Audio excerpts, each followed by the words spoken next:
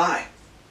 Are you a writer or an artist, or maybe you just like having creative conversations over a glass of whatever?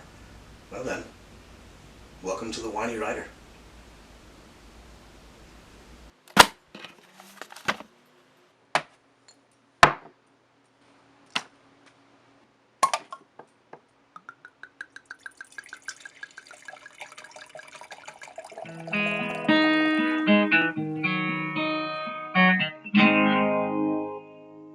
Welcome to the channel.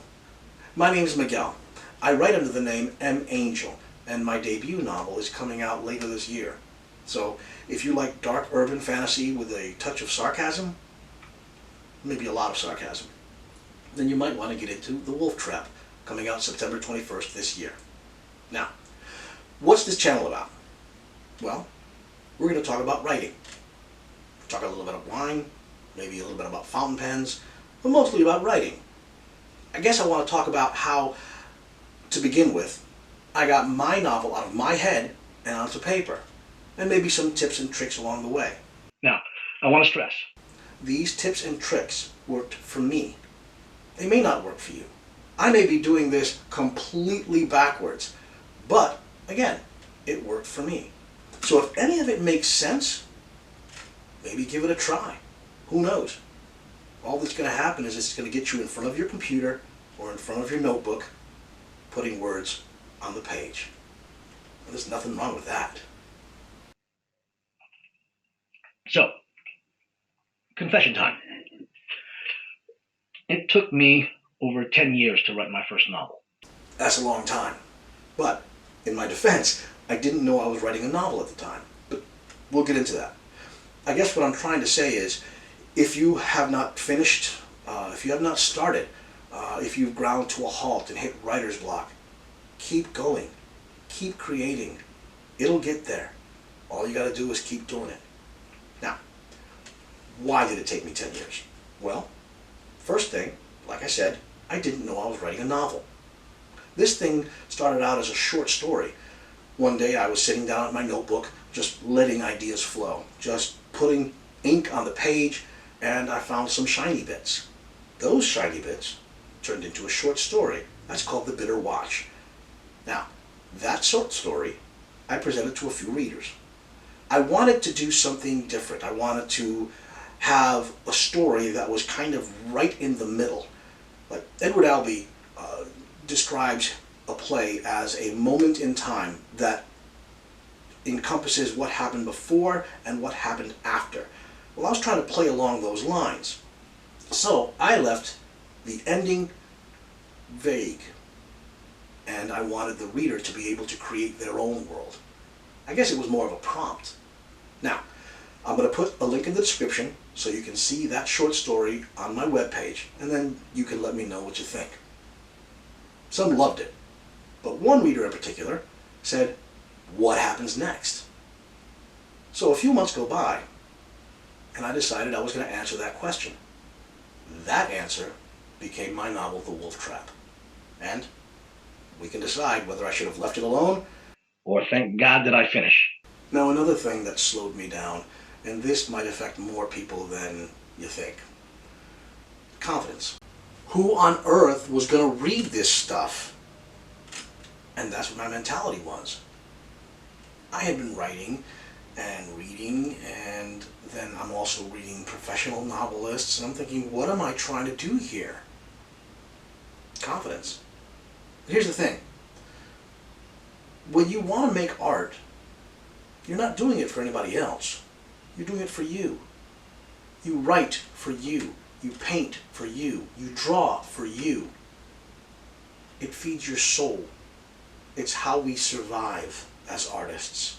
It doesn't matter if anybody else ever sees it. So remember that. Write for you. And that's what I did. I was writing, and just writing, this story for years. I carried around a notebook. Every thought I had, every scene that popped into my head, I would jot down. I had scenes on napkins. I had scenes in notebooks. I had scenes on tablets of paper. I had scenes everywhere. And I would stick them all in a file. Just stick them in there. Slowly but surely, I started arranging those into a coherent story. Now, was that the most efficient way to do it? No. But, again, it worked for me. And I didn't have a technique. I had never written a novel before. I didn't know how. Today I have a better sense of what tools and tricks work for me and how I like to work.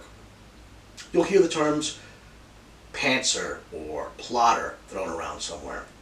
A pantser is someone who just lets their mind pour out on the page and somehow it magically becomes what they want it to. A plotter is someone who plots out their story and is able to work within that framework to create their art. I'm kind of a combination of the two.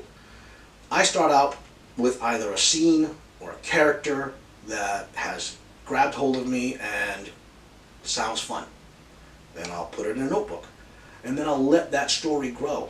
I'll write chapter after chapter, chronologically for the most part, but oftentimes a scene will come in like a climax or a confrontation, and I'll write that scene while it's fresh in my head.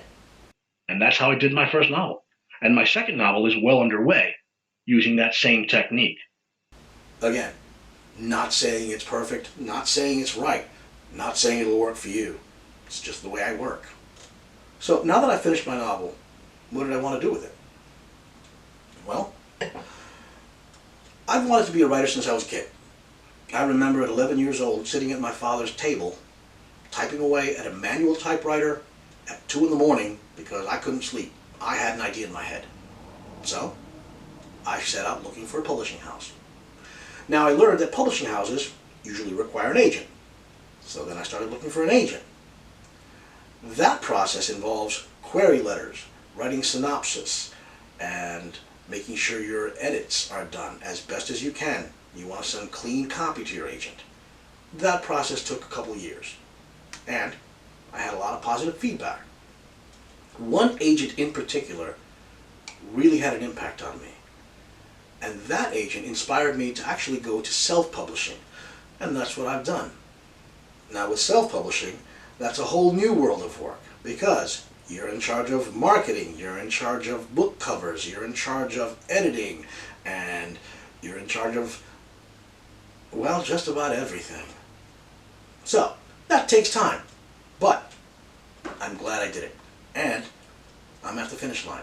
Now, we talked about edits earlier and rewrites. Something you have to understand. That's the work. That's the hard part. Writing is the fun part. That's where you get to let your ideas pour out on paper. You get to see your characters become real. You get to see your scenes come alive.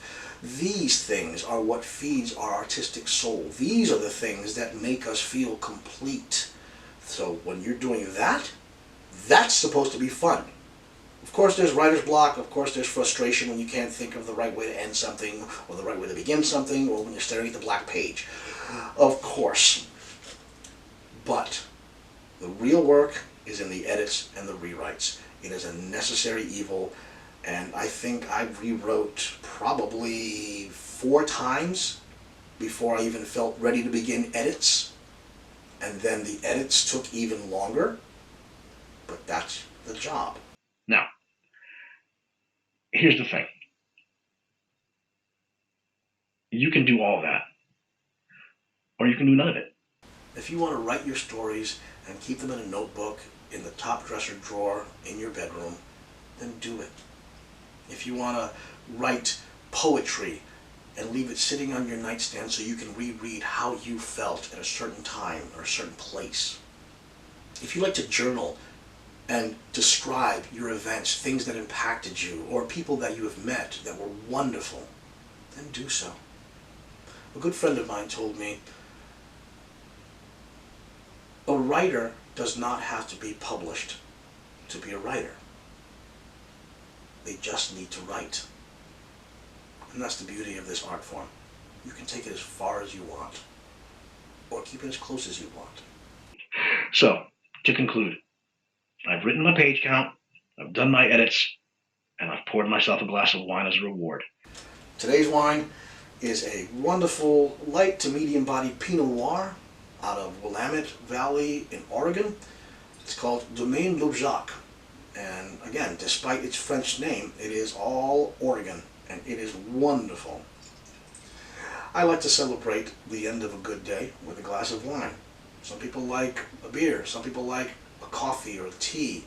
Either way, reward yourself. Put in the work, and then reward yourself. So, if you have any questions about the wine, anything I've talked about today, or if you want to visit my website and check out the Bitter Watch or some other pieces of work that I've written, ask. Start the conversation. Writing and a lot of other arts can be somewhat lonely. We create alone, we struggle alone. But it doesn't have to be that lonely. So hopefully, I'll hear from you soon. Cheers.